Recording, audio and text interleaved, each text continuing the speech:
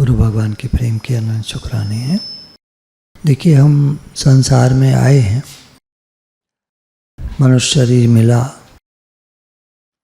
और बड़ी कृपा हुई भगवान की कि हमको गुरु मिले। गुरु से ज्ञान मिला, हमारी सोच बदली। और बहुत सारे लोग ये कहते हैं कि जैसे हमारी सोच बदलती चली गई, हमारा जीवन बदलता चला गया। बदले विचार, बदले जीवन। पहले सोच कैसी थी, कितने नेगेटिव, उल्टी पुल्टी सब। और जब सोच ठीक होने लगी तो जीवन भी ठीक होने लगा। अब जीवन में सुख दुख, लाभ हानि, मान अपमान, ये तो सबके जीवन में आते रहते हैं। लेकिन उस समय हम किस प्रकार से अपने को संभाल पाते हैं, ये बात। और वो आता है ज्ञान से। भगवान ने गीता में जो कर्मयोग की प्रशंसा करी है, वो इसीलिए करी है कि दुनिया में सब तरह के लोग हैं। भक्ति सर्वश्रेष्ठ है, लेकिन वो हर एक कोई नहीं ऐसे कर पाएगा। भक्ति का तो मतलब होता है मेरे तो गिरधर गोपाल दूसरो न कोई, है ना। बोल तो हम देते हैं, लेकिन इसका जो अर्थ है वो ये है कि मेरे केवल भगवान हैं और दूसरा कोई नहीं है। समझ पा रहे हैं? सुन तो हम सब लेते हैं, बोल भी लेते हैं, लेकिन इसका अर्थ बहुत गहरा है। मेरे तो केवल भगवान हैं, केवल भगवान ही मेरे हैं, बस कहानी खत्म। अब करो बिजनेस। तो अगर पक्की और सच्ची भक्ति करनी है तो फिर ऐसे है। ज्ञान योग, ज्ञान अर्जन करना, ज्ञान प्राप्त करना और उसमें स्थिति बनाना। तो गृहस्थियों के लिए संभव नहीं हो पाता है उतना। थोड़ा ज्ञान ले सकते हैं पर ज़्यादा आगे नहीं जा सकते उसमें। तो भगवान ने बीच का मार्ग निकाला, मध्यम मार्ग, कर्म योग। कर्म करो पूरा अपना कायदे से। कर्म के बारे में थोड़ा सा आपको मैं बता दूं, और साथ में योग का भी बता देता हूं। हर एक के पास बराबर समय है 24 घंटे का। तो जीवन का जितना समय मिला है उसमें काम पूरा करना है। आपको जितना टारगेट अचीव करना है, आप अपने टारगेट्स बनाते जाओ। महीने महीने का टारगेट बनाओ, दिन का बना सकते हो आप, आज के दिन का, 2 दिन का, 3 दिन का टारगेट बनाते जाओ और उस पे आगे बढ़ते जाओ।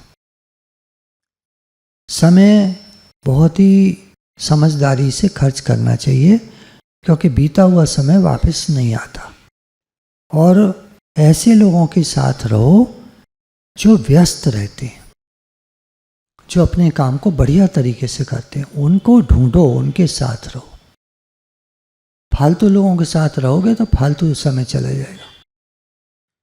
तो इसमें एक पॉइंट आता है, दुविधा को हटाओ। एक किसान ने एक बार एक मजदूर को काम पे लगाया, 3 गड्ढे खोदे, आलू हुए थे उसके यहाँ, और आलू का ढेर लगा दिया कि एक गड्ढे में छोटा डालो, एक में बीच का डालो, एक में बड़ा डालो। अब डालता रहा मजदूर, लेकिन थोड़ी देर बाद वो रुक गया। तो मालिक ने पूछा, भाई क्यों रुक गए तुम? तो बोले, अब जो आलू रह गए समझ में नहीं आ रहा। ये वो साइज है कि न तो ये बीच में समझ में आ रहा है, न ही बड़े में, और ये न छोटे में न बीच के में। अब इसको कहाँ डालूं मैं? तो कह रहे हैं ये जो इनडिसीजन है, डिसीजन न ले पाना, ये हमारा बहुत टाइम वेस्ट करता है। तो मालिक को क्या चाहिए? अपने आप उठा करके फटाफट, चल ये छोटे में डाल, चलिए बीच के में डाल, चलिए बड़े में, करो काम खत्म करो, काम खत्म करो। चावल में कंकड़ी बीननी हो तो बीन दोगे, पर चावल को छोटा और बड़ा अलग करना हो तो मुश्किल पड़ेगी, बड़ा दिमाग लगाना पड़ेगा। ये छोटा है कि बड़ा है? थोड़ी देर तो कर दोगे, उसके बाद फंस जाएंगे। तो दुविधाओं को हमको हटाना आना चाहिए। काम को जल्दी करना, मेहनत और जल्दी, उन चीज़ों में समय लगाओ जो जरूरी है। एक आदमी ने ऊंट को उल्टा चलना सिखाया, 6 साल लग गए, क्या फायदा निकला? एक बाबा जी ने पानी पे चलना सीखा, 25 साल लग गए। स्वामी रामकृष्ण परमहंस के पास आया, उन्होंने कहा 25 साल लगा दिए तुमने पानी पे चलना सीखने में। मैं तो 25 पैसे देता हूँ, नाव में बैठता हूँ और पार चला जाता हूँ। तो हम सीखें जरूरी काम में टाइम को लगाना, फालतू कामों में टाइम लगाते हैं तो टाइम चला जाता है। बहुत समझदारी चाहिए। फिर तीसरा आता है डू इट नाउ, अभी करना सीखो, अभी करना है तो करना है, काम को टालो मत। चौथा है ऑर्गेनाइज योर टाइम, कौन सा काम पहले करें कौन सा बाद में करें, ये सब ऑर्गेनाइज करो, प्लानिंग करो। थोड़ा टाइम लगता है सीखने में, लेकिन नहीं हो पाया नहीं हो पाया, ये नहीं हो पाया वो नहीं, करते कराते 1-2 साल में आदमी माहिर हो जाता है। तो डरो मत, घबराओ मत। मैंने प्लान बनाया था नहीं हो पाया, कोई बात नहीं, दूसरा बनाओ। फिर बनाया था नहीं हो पाया, कोई बात नहीं, तीसरा बनाओ। फिर 5वां है कि आपको इम्पोर्टेंस ऑफ इंटरेस्ट, आपका इंटरेस्ट किस काम में है ये पता लगाओ, ये काम मैं क्यों करना चाहता हूँ। अच्छा, अगर आप कोई काम कर रहे हो तो उसमें ढूंढो मैं ये काम क्यों कर रहा हूँ। जैसे आपके अंदर क्यों का जवाब आ जाएगा, बस आपका काम की स्पीड बढ़ जाएगी। कौन सा काम करना है, कैसे करना है, ये तो सब लोग लगा लेते हैं हिसाब, पर क्यों करना है ये जरूरी बात है। ये दौड़ाएगा आपको। कौन सा काम, चलो चूज कर लिया, कैसे करना है पता चल जाएगा, पर क्यों करना है ये कोई नहीं बता पाएगा, वो आपका डिसीजन है। समय की बचत होती है जब हम काम की चीजों को सही जगह पे रखते हैं। छठा पॉइंट है put things at their right place. 7वां है डोंट प्रोक्रेस्टिनेट, काम को टालो मत। एक आदमी रोज सुबह जल्दी उठता था, 5 बजे उठकर उसका शेड्यूल बना हुआ था, रात के 10 बजे तक पूरा काम करता था। एक दिन उसने कहा आज मैं आराम से सो के उठूंगा, 7:30 बजे सो के उठा, सारा शेड्यूल बिगड़ गया उस दिन का, सब गया। 2.5 घंटा सुबह का कवर करते करते करते करते रात तक वो परेशान हो गया, काम पूरा नहीं हुआ। हिसाब से चलो, कायदे से चलो, काम को टालो मत, आलस मत करो। ये सब कर्म के पॉइंट्स हैं, कर्म और योग साथ में अभी लेते हैं। फिर अपने को बिजी रखो, जो व्यस्त रहता है वो मस्त रहता है। खाली आदमी, फालतू आदमी को कोई नहीं पूछता। जो लोग बिजी रहते हैं उनके पास हर चीज के लिए समय होता है, खाली आदमी के पास किसी चीज का समय नहीं है। सत्संग में चल रहे हो, अरे हम टाइम नहीं है, टाइम नहीं है मतलब खाली आदमी है। आप कहें सत्संग में चलो, कहेगा टाइम नहीं है, क्या मतलब? मन नहीं है, मन नहीं है उसका। और बिजी आदमी के पास हर चीज के लिए टाइम है, उसके मन कुछ नहीं होता। करना है तो करना है।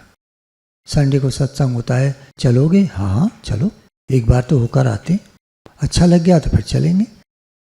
9वां है स्टॉप वरिंग, चिंता करने में बहुत समय खराब होता है। मैं अपनी एक कमी बताऊं, अभी को 3 महीना पहले जब से तबीयत खराब हुई, एक कारण ऐसा आया कि मुझे कुछ चिंता लग गई। मैंने बहुत समझाया अपने को, बहुत ज्ञान सुनाया, लेकिन मन है ना, अब जो समय बीत गया वो तो लौटेगा नहीं। तबीयत मेरी और ज़्यादा खराब हो गई। फिर समझ में आया कि चिंता करने से मेरे कुछ नहीं होगा। इस संसार किसका है? इस सत्संग भवन, यहाँ सब कुछ तो कितना ही मन को समझाओ, जब मन, कहते हैं ना, एक समय आता है, जब खराब समय आता है तो कुछ नहीं समझ में आता। कुछ लोगों से बात हुई तो एक माता जी बोली, मैं 5 महीने बिस्तर पे पड़ी रही और कितना ही ज्ञान सुनती थी, मेरे कुछ नहीं समझ में आता था। लेकिन जब समय बदला तो मेरे सब समझ में आने लगा और मैं जल्दी उठ खड़ी हुई। तो एक ऐसा अनुभव है बड़ा समझने वाला। लोग तो कहते हैं हमें बीमारी आई, बीमार पड़े, हमने तो खूब नाम जप करा, हमने तो खूब भगवान को याद करा। तो उनका कुछ समय ऐसा था जिसमें बीमारी भी थी लेकिन समय अच्छा भी था। मिले जुले होती हैं सब चीज़ें। ये नहीं कह सकते कि साहब ये हो रहा है वो हो रहा है। किसी के साथ कोई दुखी है तो हम कहें अरे तुम इतना ज्ञान सुनते हो फिर भी दुखी हो, नहीं। समय की बात होती, उसकी गलती नहीं है। ज्ञान सुनता है, ठीक है, पर लगा नहीं पा रहा इस समय। हालात ऐसे हैं, ज्ञान लग नहीं रहा। किसी के लिए कुछ नहीं कहना चाहिए। समय है, परिवर्तनशील है, बदलता रहता है। तो चिंता मत करो, जो बीत गया वो लौटेगा नहीं। जो पास्ट में गलतियां हो गई वो अब हो चुकी, अब उनके बारे में सोचना बेकार है। भविष्य बढ़िया हो अगर आज हम सही दिशा में मेहनत करना शुरू कर दें। आज से हम अपने विचारों को बदल लें। सो साहिब चिंता करे जिस उपाय जग। भगवान का संसार है, वो चिंता करेंगे क्या होगा, कैसे होगा, क्या कैसे होगा। जैसे भगवान कराएंगे वैसे होगा। हमारे सुख की इच्छा हमको चिंता ज़्यादा कराती है। अरे जैसे होगा देखेंगे, सब ठीक रहे, सब बढ़िया रहे, ये चिंता ज़्यादा कराती है। अरे जैसे भगवान कराएंगे वैसे रहे। अब योग आवश्यक होने पर ही बोलें, जब जरूरी हो तभी बोलें। वास्तविक भजन क्या है?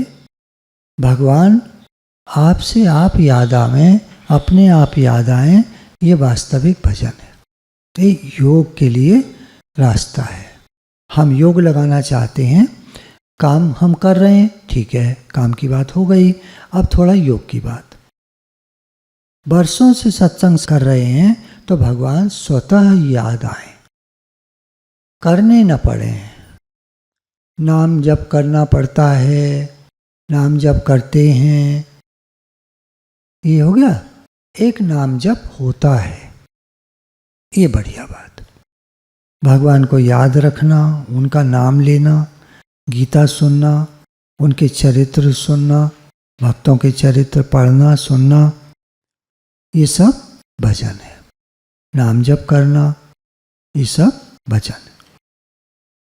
सत्संग सुनना, सत्संग करना, सत्संग में जाना, बैठना, ये सब भजन है। भगवान की सेवा करना भजन है।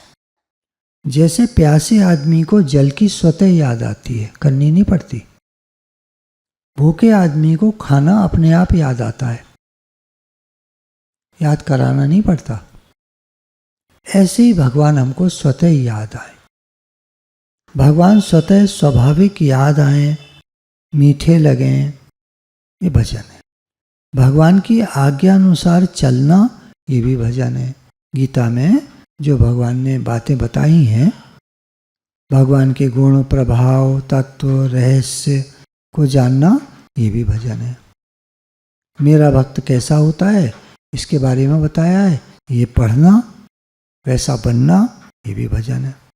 देखिए, कोई जल बह रहा है, हमें नहीं मालूम कौन सी नदी है, क्या है, किसी ने बताया गंगा जी है। अरे गंगा जी है, ओह ये तो भगवान के चरणों का जल है। तो किसी तरह भी भगवान की याद आए, भगवान का किसी तरह से नाम जप, कीर्तन करो, याद करो, किसी भी तरह से संबंध जुड़ा रहे। भगवान ही प्यारे लगें, मीठे लगें, उनकी चर्चा अच्छी लगे, गुण अच्छे लगें, लीला अच्छी लगे, किसी तरह से भी भगवान से संबंध हो जाए। भक्ति मतलब भजन। रामायण में काकभूषण जी कहते हैं, गरुड़ जी सुनो, प्रेम के समान भजन नहीं है। भगवान से प्रेम हो जाए ये असली भजन है। प्रेमा भक्ति मिल जाए, हमारा प्रेम हो जाए भगवान से, भगवान की लगन लग जाए, इसको भक्ति कहते हैं। मेरे तो गिरधर गोपाल, बार बार भगवान की याद आए। किसी कमरे में भगवान का फोटो लगा हो, कभी बाहर हो वो, उससे पूछो तुम्हारे कमरे में भगवान का फोटो लगा है? हाँ। कौन से भगवान है? ये। उन्होंने कैसा क्या क्या पहना हुआ है? अरे वो तो याद नहीं है हमें। तो भगवान को हमने ठीक से कभी देखा ही नहीं। चित्र लगा है भगवान का, वो प्रेम से हमने कभी देखा ही नहीं, तो कैसे समझ में आएगा? और अगर प्रेम से देखा होगा तो सारा बता देंगे। तो प्रेम ही भक्ति है। कोई फटी चादर भी हो अपनी, किसी ने कहीं रख दी दूसरी जगह, तो उसको देखते ही याद आता है, अरे ये तो मेरी चादर है, यहाँ कहाँ से आ गई, उठा के अपने जगह पर रख लेते। तो एक फटी चादर भी अपनी याद है। कोई माताजी होंगी 80 साल की, शादी पे कोई जोड़ा पहना होगा उन्होंने, उनके सामने आंखें भी धुंधली हो गई हैं, ज़्यादा कुछ समझ में भी नहीं आता, वो जोड़ा दिखा दो शादी का, अरे ये तो मेरी शादी का जोड़ा है, 20 साल की उम्र में शादी हुई थी, 60 साल बाद भी वो जोड़ा याद है। भगवान ऐसे याद आए, इतने प्यारे लगे, इतने मीठे लगे। भगवान हमारे हैं, मैं भगवान का हूँ, भगवान मेरे हैं। कई वृद्धाश्रम में ऐसी उदाहरण है, किसी माता जी का गिलास है अपना पानी पीने का, आज मिल नहीं रहा है, 4 कमरों में देख कर आई, एक जगह मिल गया, ये तो मेरा गिलास है और मेरे भगवान है ना। ये सोचने की बात है। मैं भगवान का हूँ, भगवान मेरे। ये कितना हमें याद रहता है, खुद याद रहता है, याद आता है, मैं भगवान का हूँ, भगवान मेरे। यहाँ गंदा पड़ा है, ये जगह खराब हो रही है, ये ठीक करानी है, ये ऐसा है, ये वैसा है, ये सब याद है। फटा जूता भी अपना याद आ जाएगा, ये तो मेरा है। बारिश हो रही हो, चप्पल बाहर रह गई हो, टूटी हो चाहे, उठ के भागेंगे और ये चप्पल ले आए अंदर। और भगवान, बाहर बारिश पड़ रही है, हे नाथ आप भीग रहे होंगे, प्रभु मैं कैसे करूं, कैसे आपको अंदर ले आऊं? कभी सोचा किसी ने? बाहर गर्मी पड़ रही है, भगवान हमारे कमरे में एसी चल रहा है, प्रभु आप यहाँ आ जाओ। क्या हालत है हमारी। अब कर्मयोग में इसको कैसे लगा देंगे? हर कर्म मैं भगवान के लिए करता हूँ, हर कर्म मेरा भगवान के लिए। जो भी कारोबार है भगवान का है, मैं भी भगवान का हूँ, भगवान के लिए करता हूँ, भगवान की याद में रहता हूँ, भगवान से प्रेम है। करो काम। उतना बढ़िया नहीं हो पाएगा फिर तो कितना ही अपना बना लो, करके देख लो बढ़िया। और भगवान साथ में होते हैं तो और बढ़िया होता है। तो अगर अंदर से भगवान की भूख है तो ये बातें जो आपने सुनी हैं ये असर करेंगी। करने में सावधान रहो। शास्त्र विरुद्ध, लोक विरुद्ध, संत महात्माओं के कहने के विरुद्ध, भगवान ने जो गीता में कहा है उसके विरुद्ध, मर्यादा के विरुद्ध कोई काम नहीं करेंगे। ये करने में सावधानी। गलत काम कोई नहीं करेंगे। हम सत्संगी हैं, हम गलत काम नहीं करेंगे। होने में जो हो जाए, सुख आ जाए, दुख आ जाए, अनुकूल परिस्थिति हो, प्रतिकूल परिस्थिति हो, प्रसन्न रहो। क्योंकि उसमें और तो हम कुछ नहीं कर सकते, लेकिन भगवान का हर विधान मंगल में है। जरूर कुछ हमारा भला होगा, जरूर कुछ हमारा भला होगा। कोई भी परिस्थिति है, भला होगा। हमें समझ में नहीं आ रहा अभी, पर इसमें कुछ भलाई है। दूसरा व्यक्ति ऐसा करे ऐसा न करे ये तो हमारे हाथ की बात नहीं है, लेकिन हम वो करें जो सही हो। भगवान मेरे हैं, मैं भगवान का हूँ, मीराबाई ने कहा, मेरे तो गिरधर गोपाल दूसरों न कोई, तो मेरे तो केवल भगवान है, केवल भगवान ही मेरे हैं और कोई दूसरा नहीं। ये हमारे अंदर की बात है, आप ध्यान देना प्लीज। ये हमारे अंदर की बात है, बाहर मत कह देना किसी से, बाहर किसी से कुछ मत कहना, जैसे हो वैसे रहना। अंदर की बात है, हमारे तो केवल भगवान। हमें जो भगवान की बातें मिल रही हैं, ये हर एक किसी को मिलती नहीं है। हमने ऐसा कोई परिश्रम नहीं करा, कोई मेहनत नहीं करी, हमारी कोई पात्रता भी नहीं है, हम तो साधारण लोग हैं, फिर भी हमें भगवान की बातें सुनने को मिलती हैं। ये भगवान की कृपा है, गुरु जी की कृपा है कि वो हमको भगवान की बातें बताते हैं। गुरु भगवान के प्रेम के अनंत शुक्राने।